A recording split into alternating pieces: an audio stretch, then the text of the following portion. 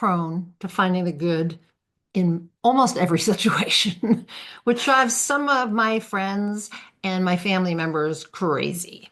You could call me a Pollyanna who wants to believe everything happens for somebody's highest good. But why find the good rather than the bad?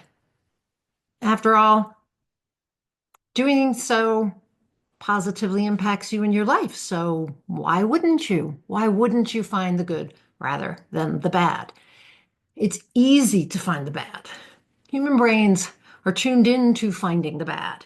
Just turn on the news and you'll get reports about war, natural disasters, political unrest, shootings, financial and economic upheaval, and inequality. I love how once per week, sometimes more often, but usually once per week, the news station I watch offers good news stories. Now, once a week can't balance out all the bad news, but it's a nice gesture and an attempt to find, to find the good rather than the bad. Now, you might be thinking that being a Pollyanna is a way to just kind of ignore the bad. It's a it's from the way I see it, it's a choice to focus on the good rather than the bad. And I want to make that choice for a variety of reasons. So if you're not that familiar with the term Pollyanna, it's named after the character of Eleanor H. Porter's 1913 novel by that name. The notion of being a Pollyanna symbolizes an unwavering belief in the goodness of people and the bright side of life. Now, some may dismiss this kind of outlook as being naive or too much of a woo-woo focus on creating good even in difficult circumstances. But numerous studies actually demonstrate the myriad of benefits that come when you adopt a Pollyanna-esque mentality, especially in today's world. So let's talk about the benefits of optimism, okay? So the first is enhanced mental health. An optimistic outlook has a positive impact on your mental health. Studies show that optimists experience less depression and anxiety. They also have a problem-solving mindset, which makes them less prone to feeling hopeless and better equipped to handle stress and maintain emotional equilibrium and handle uncertainty. Optimists are creative and innovative thinkers, and so they're inclined to explore unique solutions rather than fixate on problems. Now, the second benefit is heightened resiliency. An optimistic mindset encourages you to view setbacks as just temporary challenges rather than permanent failures. And this type of perspective or mindset fosters greater resilience, allowing a Pollyanna to recover more quickly from emotional turmoil and to adapt to changing circumstances or adversity. Number 3, in terms of benefits, is improved relationships. Interpersonal relationships thrive on positivity, and Pollyannas uplift those in their social circles. They are positive contagions, as we like to say. It's like a virus that's a good virus that's contagious. So being around somebody who's looking for the good is going to kind of rub off on you. Optimism serves as a catalyst for strengthening connections, and people are just attracted to someone who exudes positivity. So, also, a Pollyanna's optimistic approach can lead to effective conflict resolution and collaboration. So it's another way that it improves relationships, or it helps relationships. The fourth benefit is better physical health. Optimism influences physical health. Research indicates that individuals with a positive outlook live longer than those with a more negative mindset, partially because they experience lower stress and anxiety levels. And they tend to engage in healthy behaviors like exercising regularly, eating a nutritious diet, and seeking out preventative health care. Additionally, optimism has been linked to lower rates of cardiovascular disease and improved immune function. And a seminal study published in the American Journal of Epidemiology found that optimists had a significantly lower mortality risk than pessimists. Even when they experience health challenges, their positive mindset helps them heal. So, the fifth benefit is learning and growth. Pollyannas view failure as valuable learning experiences rather than insurmountable obstacles or statements about their worth, their value, or their ability. And this growth mindset leads to continuous personal and professional, and I'd even say spiritual growth, as well as enhanced skills and abilities in various life arenas. So while blind optimism, it may not be the ultimate solution to all of life's challenges. I think that you realize by now that looking for the good, not the bad, empowers you to lead a happier and healthier life. But science also backs up this premise, as I've kind of alluded to, but let's look a little deeper at that. The conscious choice to focus on the positive aspects of life, it can seem pretty counterintuitive, especially when circumstances are kind of dark and dreary. Yet, a growing body of scientific research supports cultivating a more positive outlook and reinforcing all the benefits I already mentioned. So, for example, research indicates that focusing on positive stimuli activates the brain's reward system. When you identify and acknowledge positive experiences, your brain releases these neurotransmitters, such as dopamine, which are associated with pleasure and reinforcement. And this kind of chemical response improves your mood and creates a feedback loop that encourages seeking more positive experiences. Also, studies show that if you dwell on negative experiences, the amygdala, which is a small, like almond-shaped structure in the brain, becomes hyperactive. The amygdala plays a crucial role in processing emotions like fear and pleasure. So when it becomes overly active, you feel increased anxiety and stress. But on the other side, on the other hand, focusing on positive experiences helps you regulate the amygdala's activity. And as you can imagine, that fosters emotional resilience and reduces overall stress levels. Now, there was a landmark study by Dr. Robert Emmons, and it revealed that the participants who kept a gratitude journal, a record of the good in their lives, reported greater life satisfaction, fewer physical symptoms, and a more positive outlook on life than those who recorded daily hassles, the bad. Okay, so we talk about gratitude journals all the time, right? So this is why, okay, why a gratitude journal is important. You can even find a branch of psychology now devoted to optimism. Dr. Martin Seligman founded the positive psychology movement, or I guess you just call it positive psychology, in the late 1990s.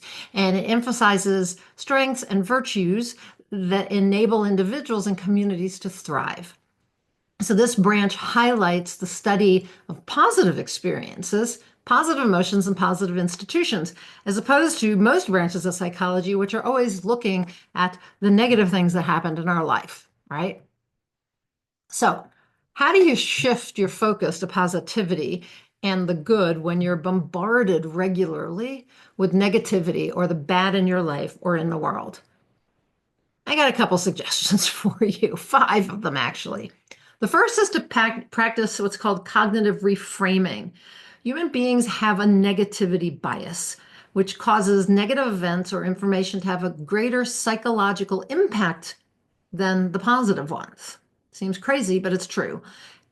Cognitive reframing and mindfulness practices can counter that bias, though. So, for instance, there's something called cognitive behavioral therapy, or CBT. And the techniques that uses encourage you to kind of challenge your negative thoughts and reinforce positive ones. And that shifts the focus towards the good in your life. And you can do this on your own rather than with a therapist. You don't have to, a lot of times people say, they have to go to a therapist to do CBT. But, just start focusing on the good in your life and reframing, like a Pollyanna would, the different challenges you have. And negative thoughts can be turned into affirmations, which we're going to talk about in a minute. Okay, so the second tip is to develop a mindfulness or a meditation practice. So, mindfulness encourages you to be present in the moment, fostering an awareness of positive experiences and thoughts. Regular mindfulness meditation improves emotional regulation and it increases feelings of well being and reduces symptoms of anxiety and depression. Meditation in general can help you feel positive as well. People always report that the more they meditate, the happier they are. And if they're happy, they're probably looking at more of the good rather than the bad. So the third tip is to have an attitude of gratitude. So we talked about Dr. Emmons' research demonstrating the importance of having an attitude of gratitude, having a gratitude journal, right? A simple practice like keeping that gratitude journal or regularly expressing gratitude shifts your focus from negativity to positivity, right? From bad to good. You're looking for the good. You can make it a habit to express gratitude for each day before you go to sleep or when you wake up in the morning. Okay, the fourth tip is to use affirmations, which I mentioned briefly. So, incorporating positive statements into your daily routines combats that negative self talk and reinforces a positive self image.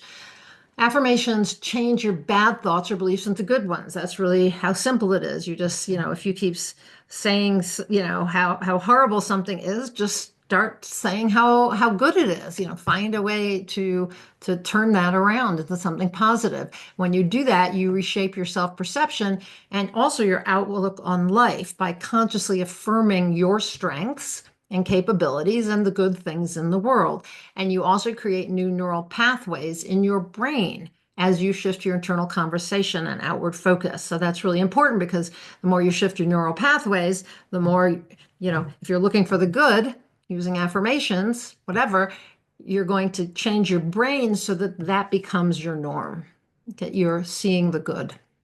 And the fifth one is to spend time with positive people. If you want to see the good, don't hang out with people who only see the bad and want to point it out. Hang out with people who want to see the good. We talk about that we're the average of the 5 people we spend the most time with. So spend time with people who are positive and who are looking for the good, not the bad.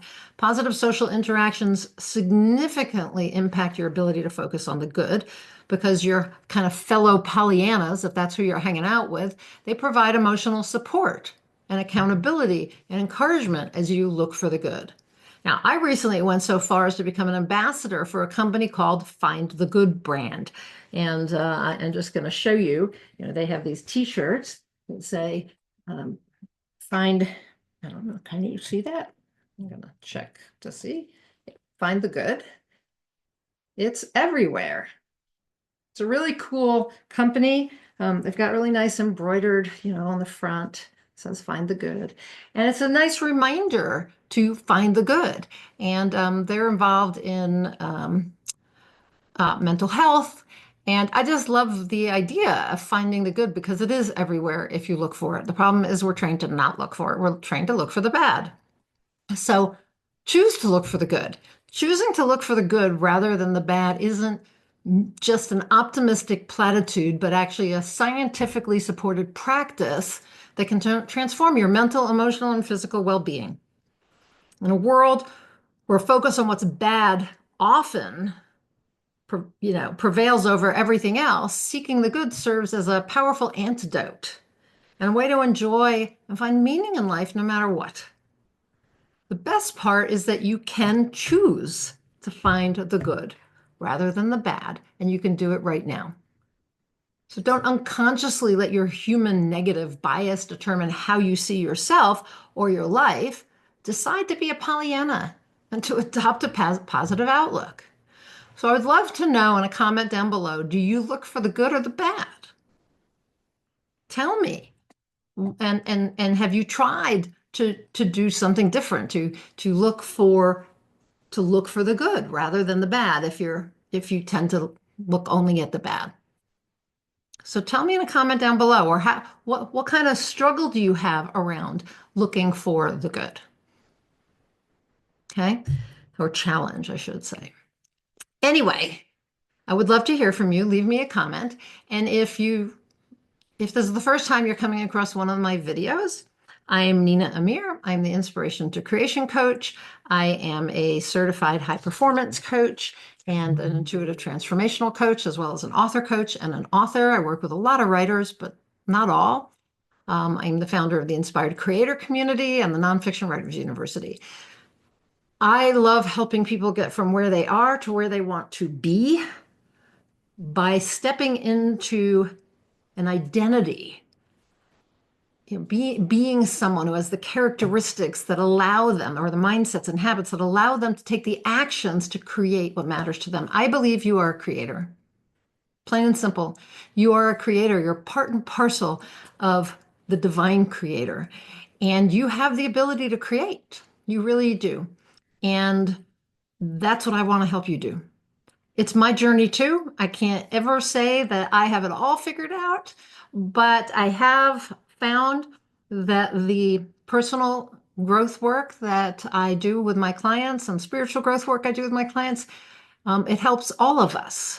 Like it's the same stuff I'm doing to step into being someone who has the mindsets and habits that allow me and them to take the actions that create what matters to us most. So if that's of interest to you, click on the link up above and sign up for a quick chat with me. Let's have a chat and let's talk about the different types of coaching that I provide and see if something's a good fit for you. Okay. There are three ways to work with me. I'll put that link up above too. There are three ways to work with me. One is as a transformational coach, one is a certified high performance coach, and one is as a member of the Inspired Creator Community. And if at the time that you're seeing this, the doors to that are closed, they open every 6 months, just get on the waiting list. Okay. And yeah, see the good. The world looks way different when you're looking for the good. It really does. So again, leave me a comment, click on the links, and until I talk to you next time, go out there and achieve more inspired results.